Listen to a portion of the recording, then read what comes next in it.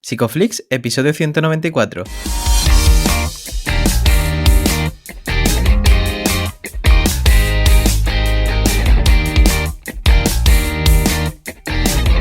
Bienvenidos a Psicoflix, un espacio de psicólogos para psicólogos, un podcast donde entre todos buscamos ser cada vez mejores profesionales de la psicología.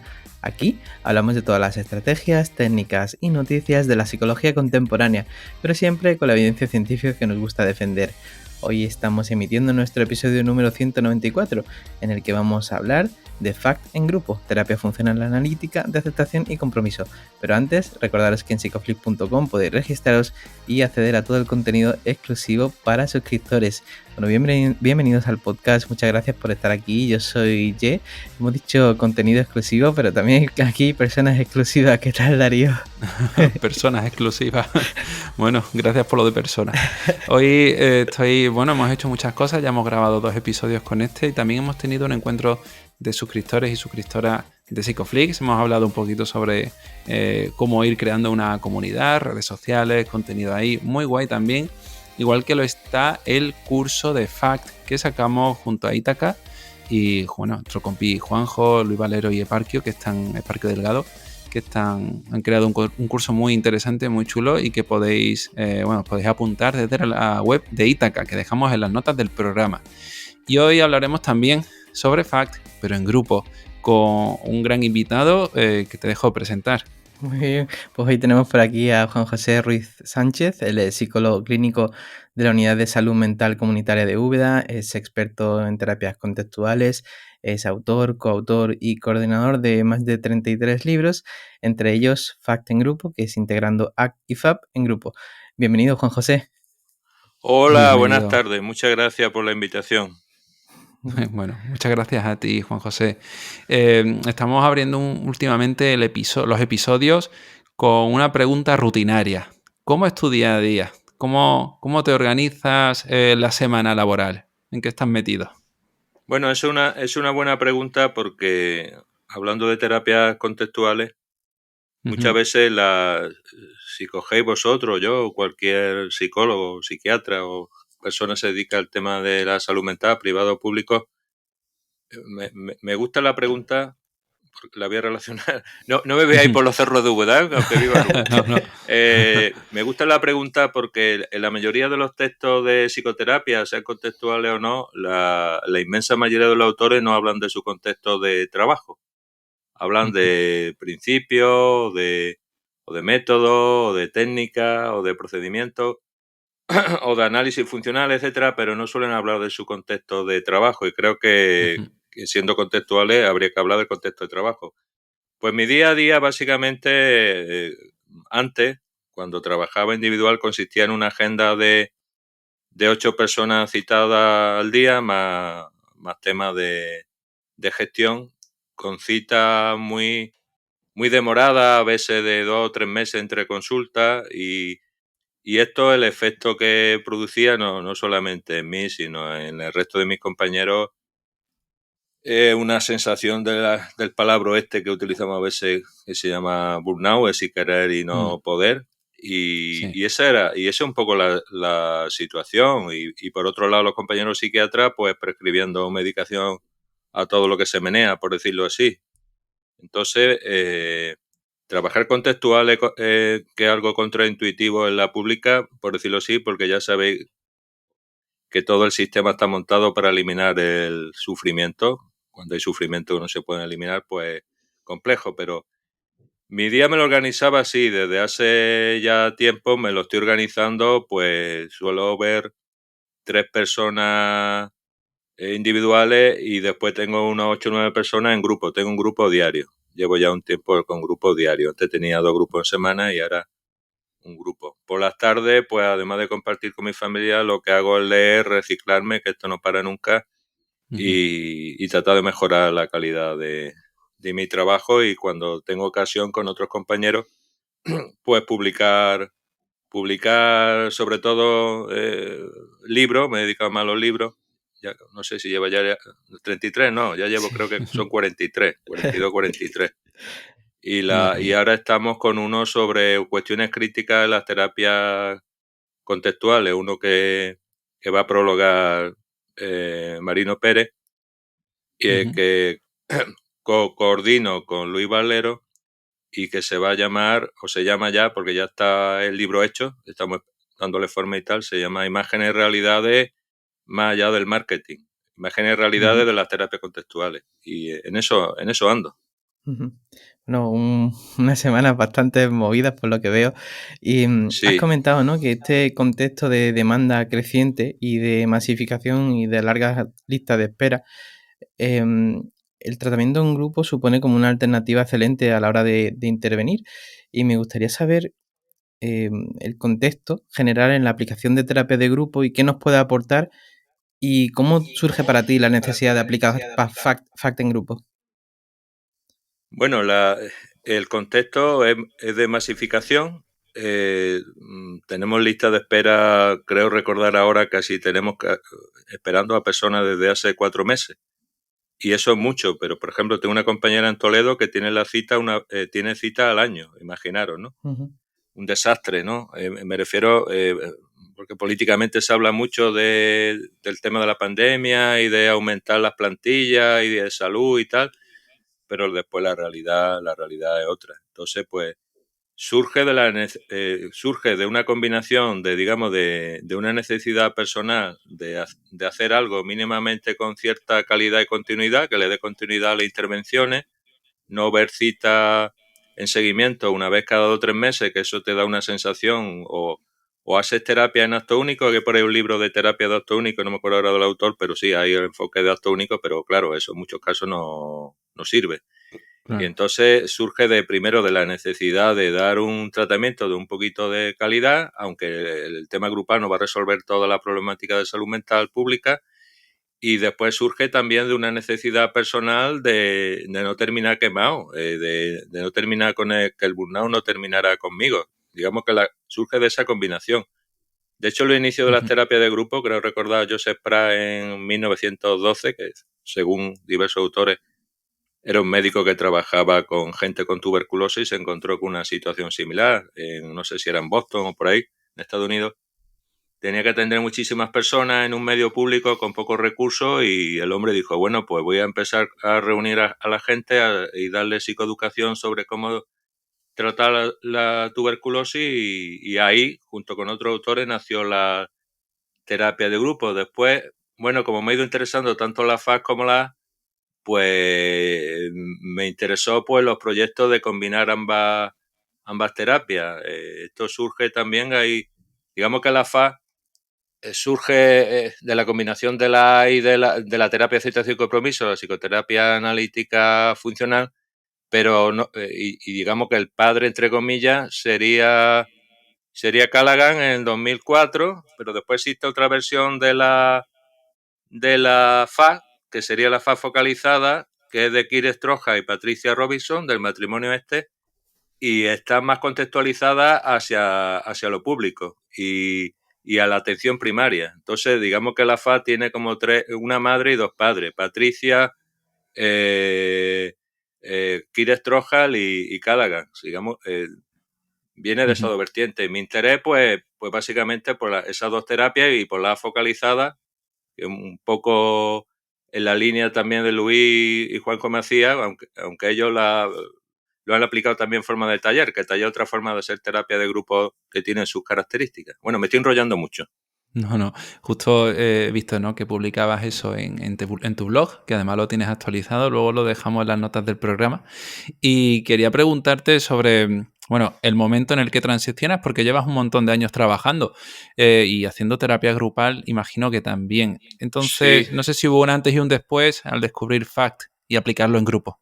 Bueno, yo cuando empecé a estudiar en Granada en el 79, creo que fue 79-84, los 5 años que era común la rama de filosofía y psicología, tuve de profesor a Mari Carmen Luciano y a Jesús Gil. Entonces, ellos pues estaban introduciendo, digamos, el conductismo aquí en España, bueno, por lo menos en Granada, y además de las clases, pues asistía a sus clases. Después me fui sesgando hacia más el tema cognitivo, estuve trabajando con la terapia cognitiva conductual durante una serie de años hasta que conocí las terapias contextuales ya con unos años, digamos, de demora a partir del año 2000 o por ahí. Y entonces ya, debido a las necesidades que he hablado antes, pues bueno, fui publicando cosas de terapia cognitiva, tal, y ya me fui un poco derivando hacia las terapias contextuales. Digamos que, bueno, aquí en medio también hice tránsito con la psicoterapia adleriana y otro enfoque. A mí siempre me ha gustado leer de muchos enfoques y tratar de aplicarlo al contexto público y ver cómo funciona, ¿no? Porque creo que también hay que hacer una readaptación de lo que leemos, que normalmente suele ser la mayoría o de contexto universitario o de contexto Sí. privado. La psicología que consumimos, entre comillas, es muy americanizada, por decirlo así, y creo que una cuestión importante es preguntarse en qué contexto, por ejemplo, trabaja o trabajaba Stephen Hay o Mavi Sai o toda la gente esta que trabaja FAA, porque no me imagino yo haciendo terapia FA de un año ni de 2 años en la pública, salvo, entre comillas, que sea, entre comillas, para un repertorio de trastorno de personalidad, no me imagino yo eso en la pública. Entonces, muchas veces hay que pararnos y mirar cuál es el contexto de la primera pregunta que hacía y cómo era mi jornada y la institución donde trabajo, el ENSAL, Servicio Andaluz de Salud, cuál es el contexto de trabajo de nuestros popes, de nuestros autores de referencia. Creo que esto es una cosa, además que lo cuestionamos en el nuevo libro, es una cosa que hay que cuestionar también, ¿eh? Porque no es igual un contexto que otro, y después es como meter un transatlántico en un río y va a encallar. Todo esto hay que readaptarlo. Ujú.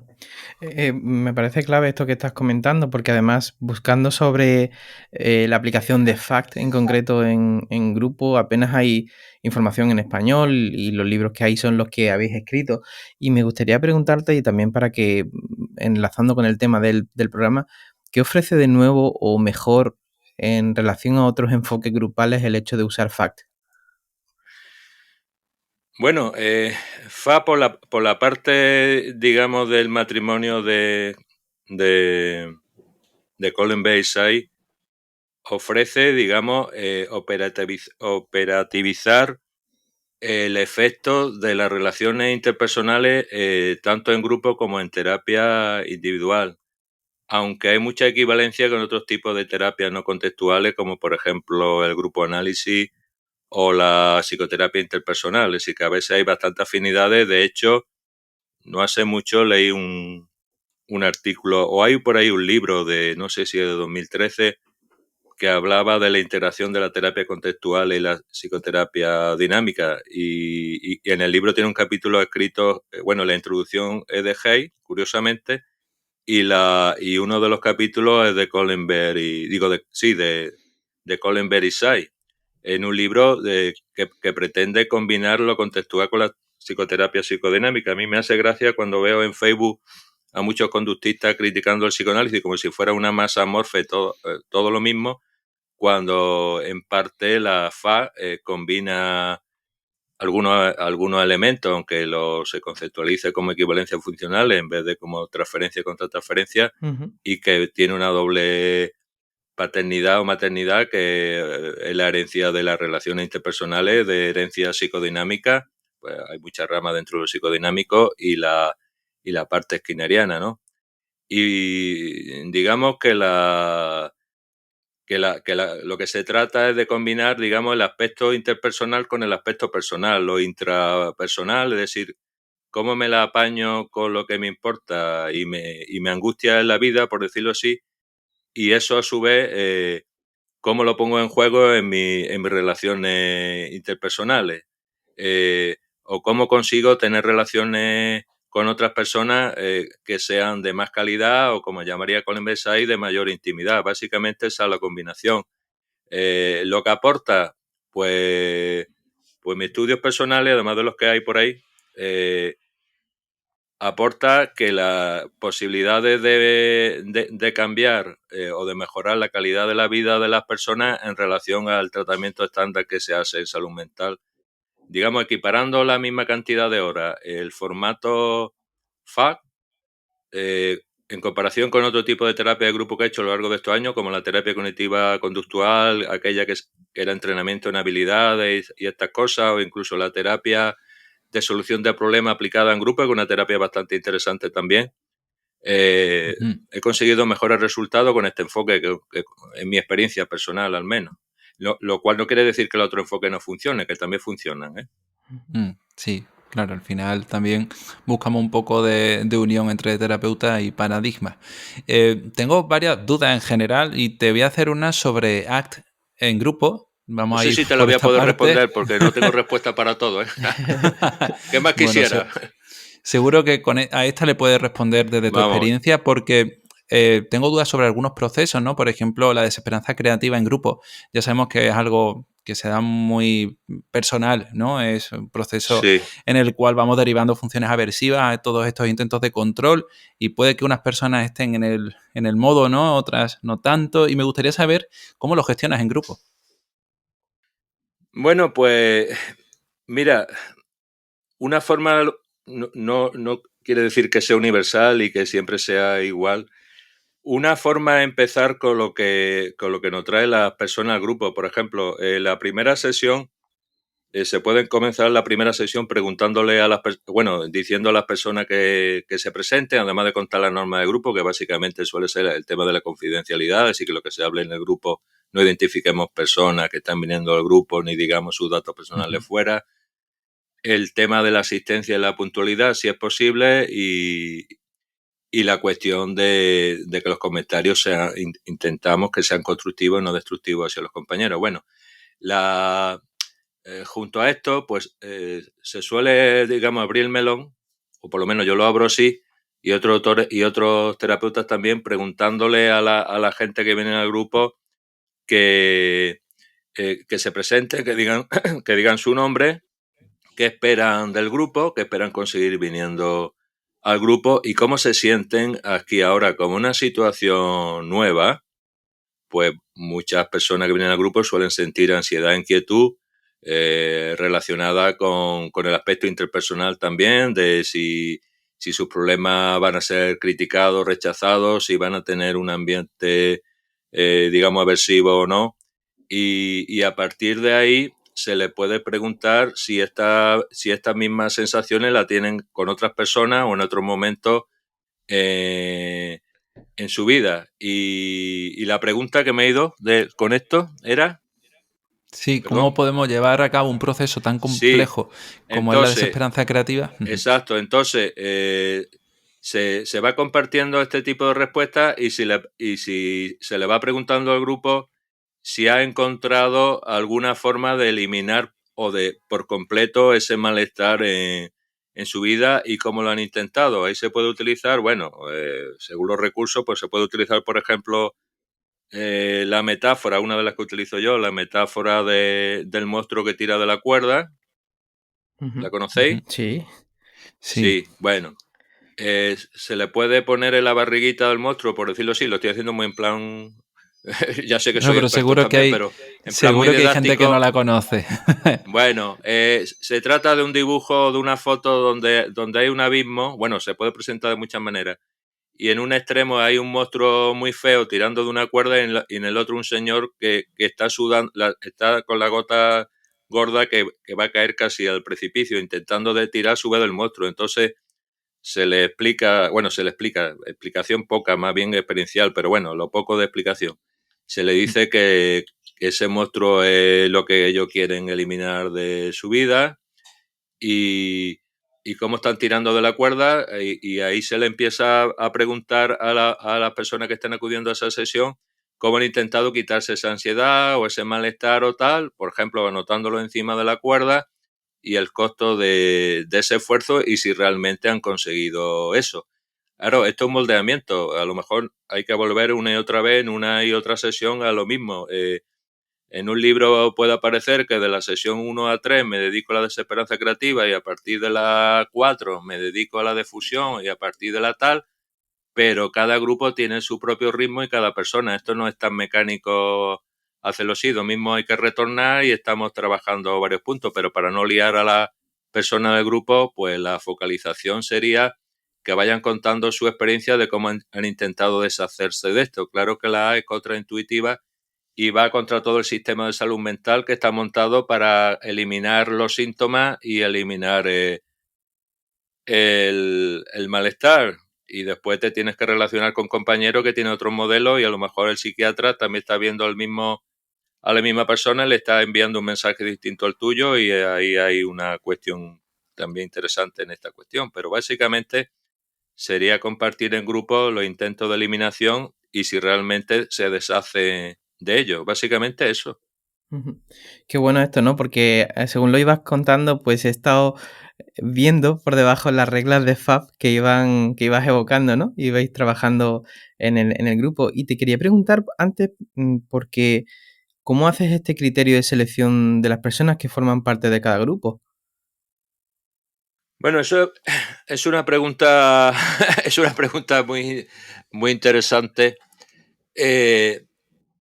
Básicamente, salvo, y bueno, habría que replantearse esto también, eh, utilizando macro criterios topográficos, junto a los funcionales, sobre Sí. todo topográficos.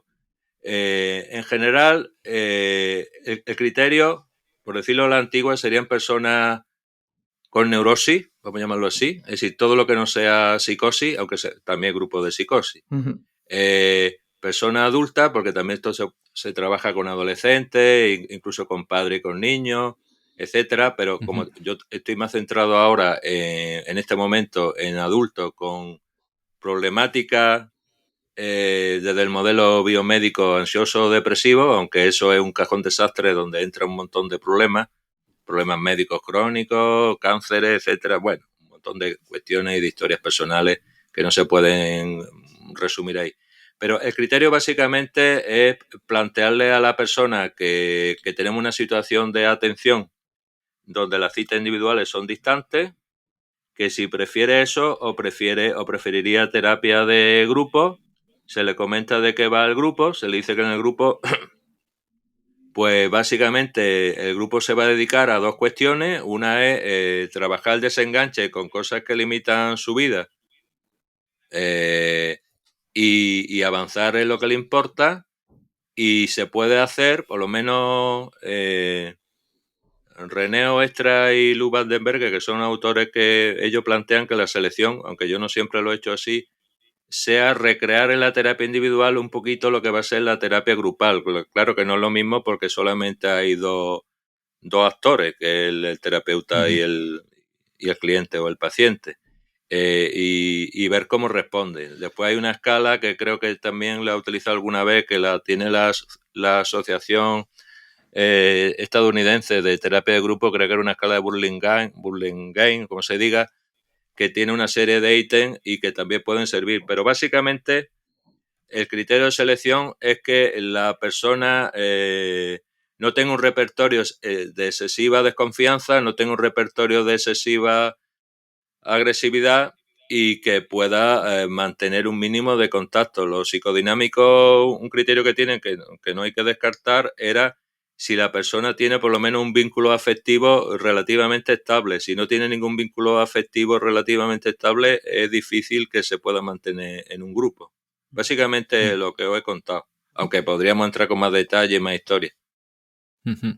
Se me vienen a la cabeza un montón de situaciones hipotéticas, ¿no? Y claro, en consulta, en mi caso, ¿no? Que trabajo uno a uno, pues utilizamos la relación terapéutica como catalizador del cambio, pero en terapia de grupo se dan un montón de relaciones. ¿Cómo gestionamos todo eso para discriminar conductas clínicamente relevantes? Bueno, primero no seguir una regla, a Ujú. piñón fijo. Y a veces no tener un papel excesivamente experto, porque Sí. si nos ponemos en el papel excesivamente experto vamos a entender que el resto de las personas están rotas o averiadas y la tenemos que arreglar y entramos en el modelo biomédico predominante. El darnos cuenta de que muchas veces estamos en el mismo barco que el grupo. No digo que no tengamos un papel diferencial porque entonces no seríamos terapeutas, Ujú. pero sentirnos más cercanos a ellos y en el grupo lo que dé tiempo, me refiero. A lo mejor surge una cuestión y eso crea una dinámica grupal de donde las personas van interviniendo, y entonces vamos observando en esa dinámica y le vamos preguntando cómo se sienten y a qué le lleva eso. Es decir, más que darnos los contenidos de lo que cuentan, el utilizar muchas preguntas del estilo, cuando sucede esto, ¿a qué te lleva? ¿A qué te está llevando aquí ahora? ¿Cómo están respondiendo tus compañeros esto? ¿Cómo te afecta? Así un poco la regla de la FA con P, por decirlo así, y si esto te pasa también fuera de aquí. Pero muchas veces cuando tenemos las 5 reglas de la FA y queremos recorrerla en la sesión con todo el grupo, imaginaros 8 o 9 personas, 90 minutos de trabajo o 2 horas, no da tiempo. Entonces, si nos fusionamos, si queremos implementar el moldeamiento de las 5 reglas, pues perdemos el contacto con lo que está sucediendo en el grupo. De ahí que cada grupo no sea exactamente igual a otro grupo. Las dinámicas de cada grupo pueden tener su funcionamiento particular. Yo diría observar el enganche de unos con otros, también los silencios, y no seguir excesivamente el guión de cumplir las reglas y salirnos del papel súper experto. Porque eso nos va a generar una serie de dificultades que básicamente las dificultades que aparecen en el grupo podríamos dividirlas en 3 tipos, o retos o conductas clínicamente relevantes tipo 1, por decirlo así, problemas del propio terapeuta que quiere hacerlo muy bien, que quiere cumplir con el guión. Es yo muchas veces he caído en eso, sinceramente, y sigo cayendo hasta cuando me di cuenta y trato de salirme de ahí.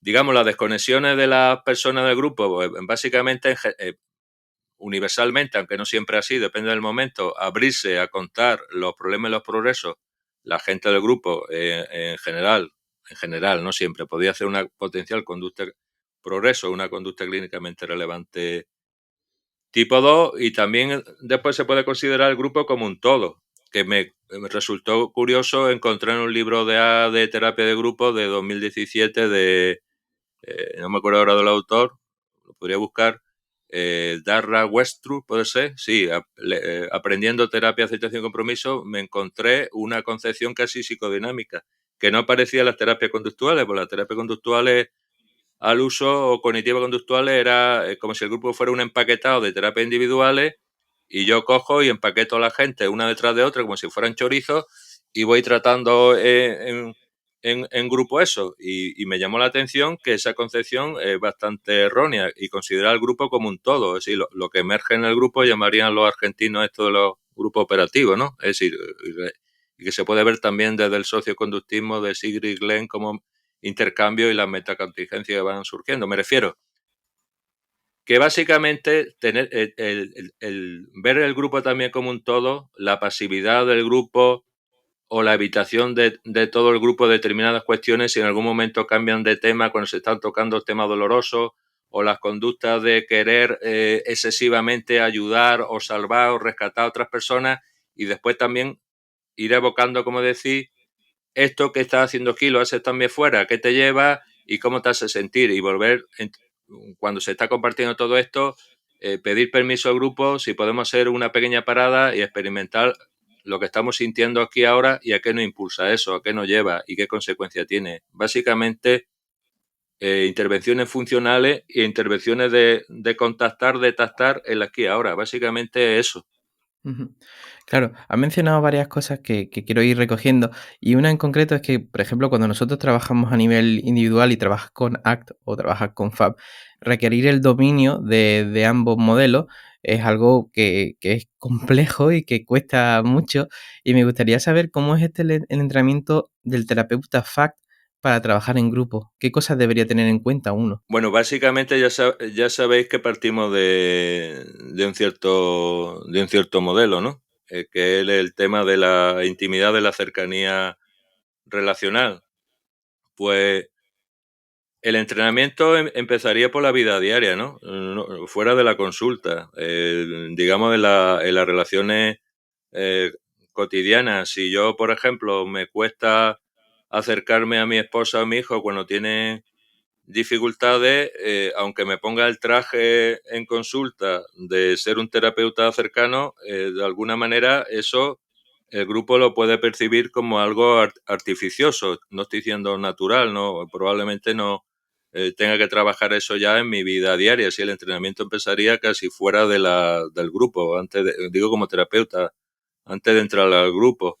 Si tengo dificultad en estas cuestiones, tendría, no digo como los psicoanalistas, a su vez hacer terapia, pero tratar de corregir o de mejorar ese aspecto. Después, si hemos tenido ocasión de evaluar a los integrantes del grupo, aunque sea en contexto más binario de individual, pues saber algo de sus problemáticas, de su vida diaria y de lo que aspiran. Yo diría que la preparación de combinar, me ha hecho porfa, pero de combinar sería considerar que todo lo que llaman en evitación experiencial, fusión, apego al yo concepto, todo este tipo de cuestiones del RFT, de A y tal, considerarlo como conducta, potencialmente, digo teóricamente, como conducta clínicamente relevante tipo 1, y todo lo que habla de FA, de flexibilidad psicológica, y a su vez, digo A, y a su vez FA de cercanía y tal, considerarlo potencialmente conducta clínicamente relevante tipo 2. Claro, resumir todo esto Es es lo que complicado. diría. Claro. Juan José, y tengo otra duda en cuanto al funcionamiento del grupo en el manejo de contingencias, porque me pregunto si son los usuarios también los que de alguna manera puedan estar reforzando y extinguiendo conductas clínicamente relevantes, ¿no? Por ejemplo, las tipo 2, y que de alguna manera ese tipo de reforzadores tan naturales que se pueda dar en grupo estén ayudando al avance terapéutico. O no sé si es solo el terapeuta el que está responsabilizado de ese manejo de contingencia. Es otra cuestión muy interesante porque la FAD, tal como yo empecé a leerla, por ejemplo, la FAD de grupo, cuando leía digamos, a los referentes anglosajones, aunque en este caso más bien belga-brasileño, que es Lou van der Berge y René Oestra, porque hay que considerar que en todos los manuales oficiales, que creo que son 5 de FA norteamericanos, solamente creo recordar en el manual de 2009 aparece un solo capítulo de terapia de grupo. En el resto de los 5 manuales no hay nada de grupo. Primero, preguntarme por qué sucede eso. Pues probablemente porque los terapeutas mis popes, mis dioses del universo, me están diciendo que trabaja en un contexto que no es público, probablemente. Claro. Trabaja en un contexto privado donde la gente se puede pagar una serie de consultas, cosa que no pasa con el resto, con la mayoría de los mortales a nivel mundial, y entonces eso lo tengo yo que readaptar. Esa es la primera cuestión. Y me preguntaba en concreto, que me he ido otra vez. Sí, ¿cómo funciona el grupo en sí en cuanto a reforzar o extinguir ciertas Sí, conductas mira, clínicamente relevantes? hay una cosa, digamos, universal, pero no tiene por qué ser siempre universal, que es la aprobación y la desaprobación del grupo. Eso lo tenemos en Facebook con las caritas y esas cosas, que son contingencias. Digamos que la aprobación-desaprobación es una contingencia importante por parte del grupo. Claro, habría que, digamos, hacer contingente la conducta clínicamente relevante tipo 2 a la aprobación, y habría que ser contingente las conductas clínicas, los problemas que se presentan en el grupo, o las conductas clínicamente relevantes tipo 1 a la desaprobación o a retirar la aprobación, es decir, reforzamiento positivo y negativo, castigo positivo y negativo. De hecho, hay un artículo de Offenberg, creo que se llama, 2015, que es un análisis de una terapia de grupo psicoanalítica desde el punto de vista skinneriano, y habla de cómo el terapeuta, desde otros conceptos psicodinámicos, aplicaba contingentemente la apertura al grupo, abrirse al grupo de personas que le costaba contar sus problemas,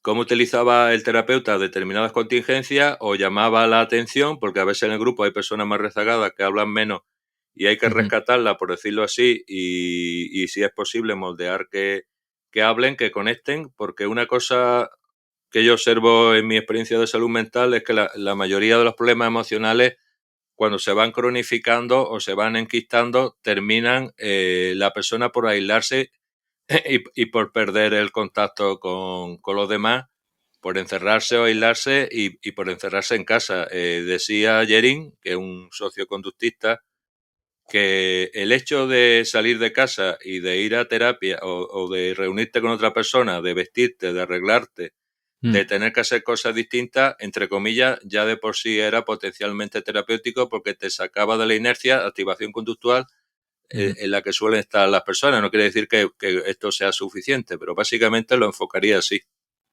Claro. Y también tengo dudas sobre el rol, ¿no? O sea, las comparaciones que pueda darse dentro del grupo. Por ejemplo, si un participante te ve reforzar o extinguir algún tipo de comportamiento en otro usuario, puede que quisiera hacer lo mismo y no funcionase de la misma forma. Y no sé si esto se da en este tipo de sesiones. Bueno, antes te contesté, uniendo las dos preguntas. Cuando hablaba de lo que leía originalmente, los grupos de, por ejemplo, de René Oestra y de Lou van der Berge era de 5 o 6 personas, eran grupos pequeñitos, Sí. donde, digamos, el papel, o por lo menos yo lo leí así, estaba centrado sobre todo en el terapeuta iba reforzando, iba extinguiendo, iba castigando. Es decir, casi todo el rol de la terapia caía en el terapeuta. A mí me parecía eso, o me lo parecía a mí, a lo mejor no es así, que eso era un poco como hacer terapia en grupo, no terapia de grupo. Es decir, esto que hablaba Sí, antes sí, de los sí. chorizos, de empaquetar varios. Entonces me encontré no hace mucho con un artículo de Diego Padilla que tiene publicado 2 artículos muy buenos. Te trabaja también la pública trabajando con adolescentes y él rescató una forma de trabajar del modelo cognitivo-conductual de segunda generación que él llama el papel de actores y de directores. Es decir, le comenta al grupo que van a tener un doble papel, uno de actor, que es contar cómo le ha ido la semana, con qué dificultades se han encontrado, cómo lo han manejado, a qué le ha llevado eso, etcétera, y también contar cómo se sienten aquí dentro del grupo, buscando la equivalencia dentro, fuera, fuera, dentro y tal. Y después plantearle que además de nosotros como terapeutas, ellos también van a hacer observaciones sobre los compañeros, sobre las conductas que ven o entendemos que son favorables a que progresen y aquellas que son problemáticas. Entonces digamos que el resto del grupo, y eso permite aumentar la cantidad de personas en un grupo y no hacerla de 4 o 5 y cargar todo sobre el terapeuta, darle un papel protagonista, que él utilizaba sobre todo con adolescentes, pero yo lo he utilizado con adultos y funciona igual, darle un papel protagonista donde ellos observen que se pueden ayudar los unos a los otros, llamándole la atención, discriminando, poniendo el acento en lo que es problemático, sin ser hiriente, claro, y lo que le ayuda, por lo que van contando y se va observando dentro del grupo. Es decir, que no todo el peso recae sobre el terapeuta y los compañeros sirven también para aumentar el potencial de grupo. Ya no es la visión del psicólogo, ya la visión de todo un conjunto de personas donde son, entre comillas, tratadas por el resto del grupo como persona que va a ser reforzada o castigada o extinguida, por decirlo así, y el propio terapeuta. Me parece muy potente lo que estás haciendo, sobre todo cuando pienso en que muchas CCR1 que veo en consulta, en realidad se pueden estar dando más bien fuera, ¿no? Con un grupo. Y claro, en ese momento lo tienes ahí directo. Y mi pregunta es sobre cómo puedes combinarlo con la terapia individual. No sé si lo haces o no, en cuanto a la hora de señalar esas conductas clínicamente relevantes en sesiones privadas, aunque no pueda tener el mismo efecto por ser como un poco hecho desde el banquillo, ¿no? Vamos a decir. Bueno, yo actualmente las personas que están en grupo no la tengo en Vale. terapia individual, pero sí la pueden tener otros compañeros, por ejemplo, como aquí por ejemplo en Úbeda y en el SAS, solemos trabajar con pueblos o con ciudades específicas, pues si el equipo somos, qué sé yo, 3 psicólogos y 3 psiquiatras, pues tenemos divididos los pueblos. pero cada población o cada zona pues suele ser atendida por un psiquiatra o un psicólogo. Entonces aquí la problemática puede surgir si tú le estás dando un mensaje y el psiquiatra le está dando otro distinto, ¿no? Claro. Entonces sí que se puede traer esto al grupo, pero muchas veces en vez de engancharnos en quién lleva la razón, preguntarle directamente a la persona que tenemos en grupo si le está ayudando para lo que le importa. Sea la del psiquiatra, la del psicólogo, ninguna de las dos, vaya. Claro, en todo este contexto, y has ido dando alguna serie de pinceladas a lo largo del episodio, me gustaría que pudiéramos, si puedes también, pues comentar las reglas de FAB con un ejemplo de un diálogo que podría suceder en grupo. Sí, pues vamos a ver. El grupo, antes de entrar en la propia regla, se suele abrir en general, sesión a sesión, preguntándole quién quiere compartir cómo le ha ido la semana, ¿no? La semana anterior. Básicamente sería la pregunta de apertura. Cuando van, que sería, digamos, el preámbulo a la regla 1. En la regla 1, pues se le puede preguntar a los compañeros, o se suele preguntar a los compañeros mientras está hablando, bueno, cuando estáis escuchando a Menganito o Fulanita decir estas cosas, ¿qué observáis aquí ahora, no? ¿Qué estáis observando? Sería de lo que está contando afuera, que estáis observando aquí y si lo consideráis un problema o un progreso, sería casi la regla 1.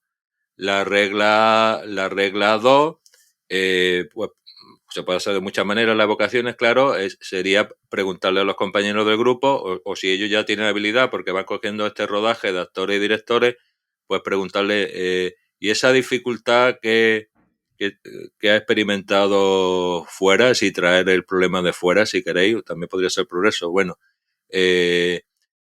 ¿cómo te hace sentir aquí? ¿A qué te está llevando con nosotros? ¿Te está acercando? ¿Te está distanciando? ¿Te acerca lo que te importa? ¿Te aleja? Estamos combinando IFAD también esto.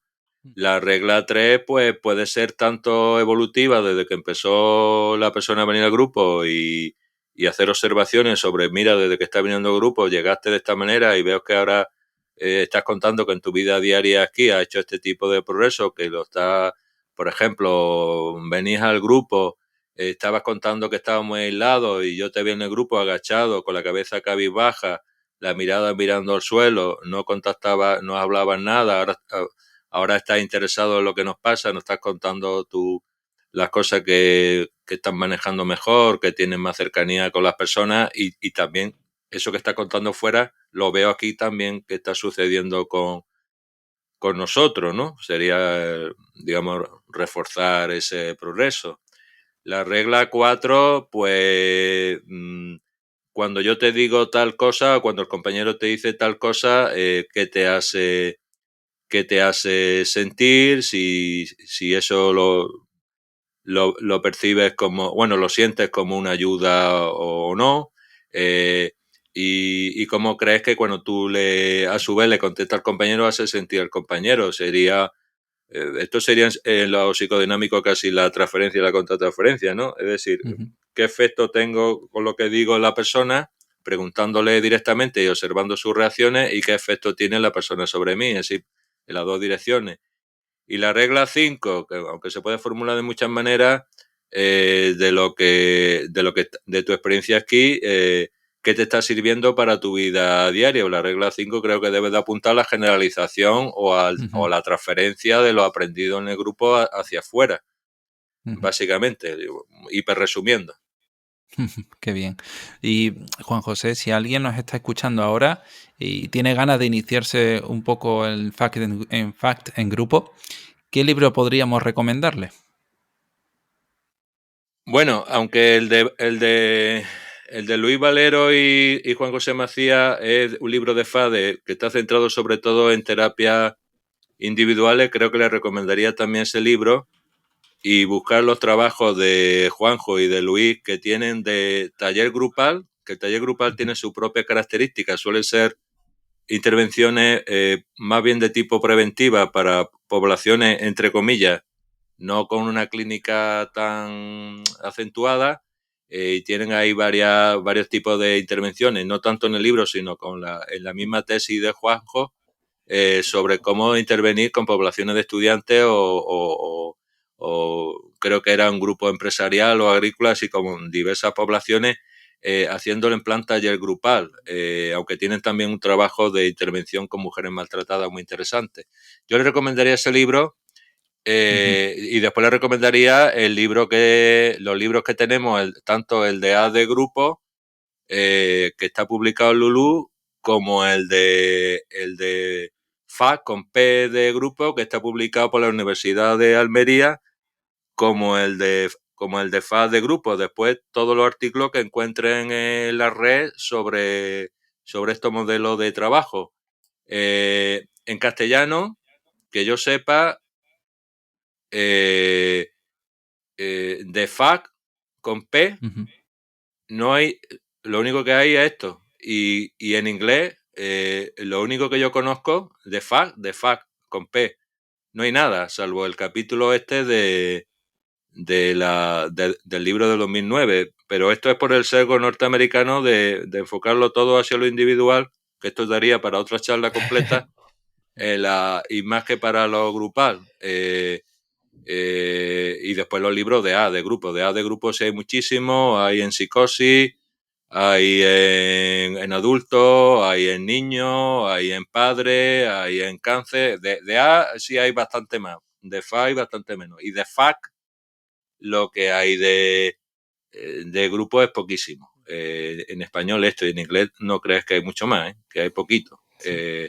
Entonces en esto yo recomendaría, por hiperresumir, el libro de FAC de grupo, integrando A y FAC de grupo, que tiene Sara Ediciones, y el libro de pirámide de FAC, de Juanjo y de Luis. Básicamente esos dos libros. Estupendísimo. Pondremos los enlaces en las notas del programa para que la gente los pueda consultar. Y Juan José, ya estamos llegando casi al minutito final del programa. Si alguien se ha quedado con alguna duda, tiene cuestiones que plantearte, ¿dónde te podrían localizar? Pues mira, me pueden localizar en el blog que tengo, dejando una nota que se llama Conductismo Contextual, y me pueden localizar en Facebook poniendo JJ Ruiz Sánchez o Juan José Ruiz Sánchez. Y bueno, y en mi correo personal, que es perotemix77@gmail.com. Estupendo, pues pondremos todos los enlaces también para que te puedan contactar si quieren consultarte algo. Y Juan José, muchas gracias por tu tiempo. Muchas gracias por la estupenda plataforma que tenéis, de la buena calidad que le dais a todo esto. Muchísimas gracias. Muchas gracias. Y bueno, muchas gracias a ti que estás oyendo esto. Si te ha gustado, recuerda suscribirte, porque la semana que viene tendremos por aquí a Ángela Aznárez, que hablaremos también de un tema chulísimo. Y nada, rápidamente recordaros que si os interesa FAC, tenéis el curso con Ítaca Formación, donde nuestro compañero Juanjo Macías, Luis Valero y Eparquio Delgado estarán impartiendo pues de manera teórico-práctica este modelo. Y nosotros nos vemos el próximo jueves a las 8 de la tarde con un nuevo episodio aquí en psicoflix.com, en Spotify, en iTunes, en iVoox y en YouTube. Hasta luego. Hasta luego.